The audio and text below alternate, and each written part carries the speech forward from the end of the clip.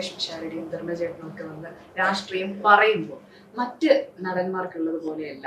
നിങ്ങൾ രാഷ്ട്രീയം പറയുമ്പോൾ അതിനെ വേറൊരു തരത്തിലേക്ക് കാണുമ്പോൾ എന്തുകൊണ്ടാണെന്ന് എനിക്കറിയാൻ പാടില്ല. നമ്മുടെ രാഷ്ട്രീയം നമ്മൾ പറയുന്നു, നമ്മൾ വേറെ തോന്നിയാസം കാണിക്കാൻ നിൽക്കുന്നില്ല, നമ്മൾ വേറെ അല്ലെങ്കിൽ പബ്ലിക് ന്യൂസൻസ് കാണിക്കാത്ത ആൾക്കാരാണ് ഞങ്ങൾ രണ്ടുപേരും.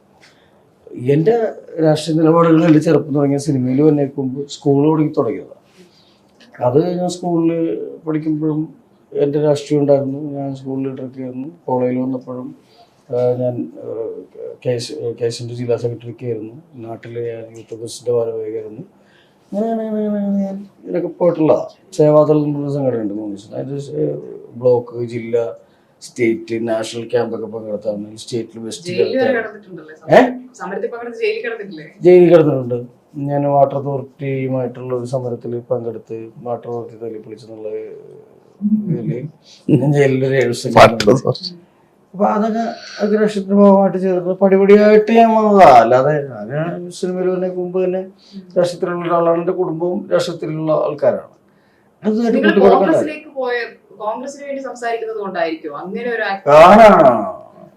ഞാനൊരു വേറെ ഒരു പാർട്ടിയിൽ നിന്ന് വെച്ചെങ്കിൽ ഇത്തരം അതിക്രമം എനിക്കത് ഉണ്ടാവില്ലായിരുന്നു.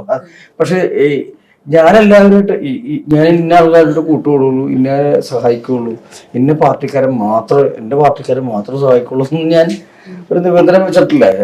എനിക്ക് കഴിയാവുന്ന ഞാൻ അങ്ങനെ പാർട്ടിയൊന്നും നോക്കാറില്ല. ഇപ്പോഴും സംഭാവന കൊടുക്കാറുണ്ട്. എതിർ സ്ഥാനാർത്ഥിയായിട്ട് ഭയങ്കര ക്ലോസ് അല്ലായിരുന്നോ? സ്ഥാനാർത്ഥി എന്നോട് മോശമില്ലാത്തേ ഉള്ളൂ, എനിക്ക് അവരോട് സ്നേഹമുണ്ട്. അതെന്ന് പറഞ്ഞാല് അങ്ങനെ ഒരു രാഷ്ട്രീയം വന്നതിന്റെ പേരിൽ എന്തിനാണ് അതൊരു നാഷണൽ പാർട്ടിയാണത്.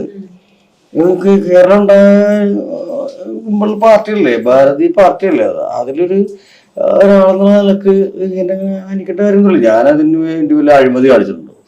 ഒന്നും കാണിച്ചിട്ടില്ല. ഞാൻ ആ പാർട്ടിക്കാരനായതുകൊണ്ട് തന്നെ ഇത്ര വലിയ വിമർശനം കാണിക്കാനായിട്ട് ഞാൻ ഏതെങ്കിലും സ്ഥാനത്തിരുന്നിട്ട് ഒരു 10 രൂപ ഒരാളുടെ തട്ടിച്ചെന്ന് പറഞ്ഞാൽ ഈ വിമർശനം നേരിടാൻ ഞാൻ തയ്യാറാണ്. ഞാൻ ആ പാർട്ടിക്കാരനാണെന്ന് പറഞ്ഞുകൊണ്ട് സൈബർ ആക്രമണം ഒന്നല്ല. ഞാൻ പിന്നെ ബാക്കപ്പ് ശ്രദ്ധിക്കാറില്ല. അല്ല, നടനായതുകൊണ്ട് മാത്രമൊന്നുമല്ല, അദ്ദേഹം ചെയ്ത നന്മകൾ ആൾക്കാരെ മനസ്സിലുള്ളതുകൊണ്ടാണ്. നമ്മൾ ഏത് രാഷ്ട്രീയ പാർട്ടിയാണെങ്കിലും ഏത് രാഷ്ട്രീയത്തിൽ നിന്നാലും നല്ലത് എന്നവരെ നല്ലതെന്ന് പറഞ്ഞാൽ ഒരു കുഴപ്പമില്ല. ആ പാർട്ടി നമ്മളെ പുറത്താക്കട്ടെ. അമ്പലത്തിലൊക്കെ എണ്ണപ്പാട്ട കൊടുത്തു എന്ന് പറഞ്ഞിട്ട് എൻ്റെ ഒരു കൂട്ടുകാരൻ്റെ ചേട്ടൻ്റെ മഹലിൽ നിന്ന് പുറത്താക്കി. അത് അങ്ങനെ പാടില്ല രാജ്യത്ത്.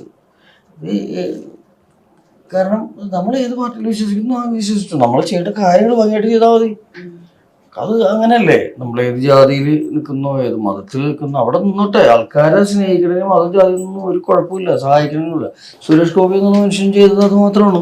അങ്ങനെ ഒരു ജാതിനെ നോക്കിയിട്ടൊന്നും മാത്രമല്ല ചെയ്തത്. അദ്ദേഹം വിശ്വസിക്കുന്ന പാർട്ടിയിൽ അദ്ദേഹം നിൽക്കുന്നു, അടിയുറച്ച് നിൽക്കുന്നു. അവിടെയാണ് അദ്ദേഹത്തിനുള്ള സീറ്റ്, അദ്ദേഹത്തിന് കൂടുതലുള്ള സീറ്റ് അതാണ്.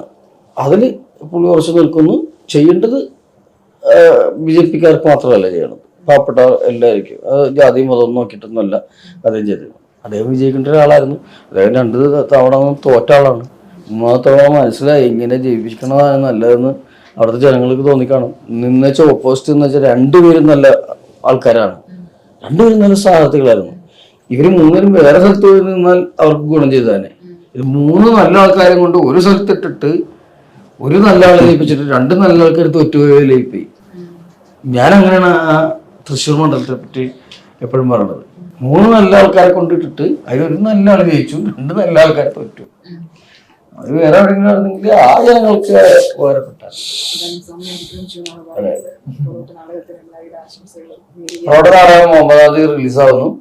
ഞങ്ങളെല്ലാവരും ഉൾപ്പെടുന്ന സൈജുക്കുറിപ്പ് നായകനായിട്ടുള്ള ഈ പോറാട്ട് നാടകം എല്ലാവരോടും ജനങ്ങളെ ബോറടിപ്പിക്കാത്തൊരു സിനിമയായിരിക്കും. കാണുക. Thank you.